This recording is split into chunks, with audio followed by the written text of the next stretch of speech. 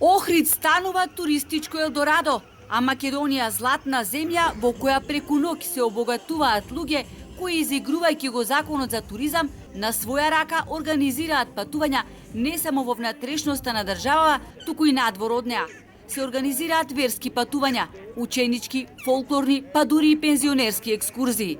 Туризмолозите изнесуваат шокантни сведоштва за тоа кој, кога и како организира патувања и како се раскусуруваат, односно во чии џебови завршуваат парите од патниците. Тие така наречени поклонички екскурзии и јавно на Facebook се објавуваат дека ги организира или се јави кај некој отец. Конгресите, семинарите, предавањата често пати ги организираат некои лица вработени во министерствата или во некои други институции кои директно се договораат со хотелите. Исто така, директорите се посредници при организирање на школски екскурзии.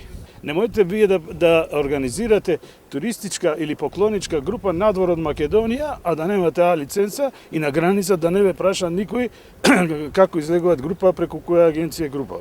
Прашање, која гарантира безбедноста и сигурноста на патниците, кои неретко се деца водени од професори? Како тие излегуваат од државава? Како пограничните власти воопшто им дозволуваат да преминат преку граница, иако станува збор за поединци кои не поседуваат никаква лиценца за тоа?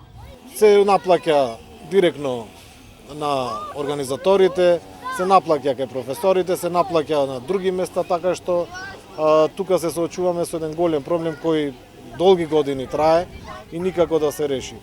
Многу е добро познато дека секое патување што се организира надвор од земјата мора да го организира агенција со лиценца. Во Законот за туризам стои дека здруженија на граѓани, културно-уметнички друштва и асоциации не смеат да организираат никакви туристички патувања без посредство на лиценцирана туристичка агенција. Но тоа важи само на хартија. Во пракса, покрај верски лица, професори и директори на училишта, туристички агенции изигруваат дури и здруженија на пензионери. Бидејќи повеќе од 2 децении не постои асоциација на туристички агенции, тие сами не можат да се борат со оваа нелојална конкуренција, а Стопанската комора за туризам и угостителство недоволно работи за заштита на нивните права.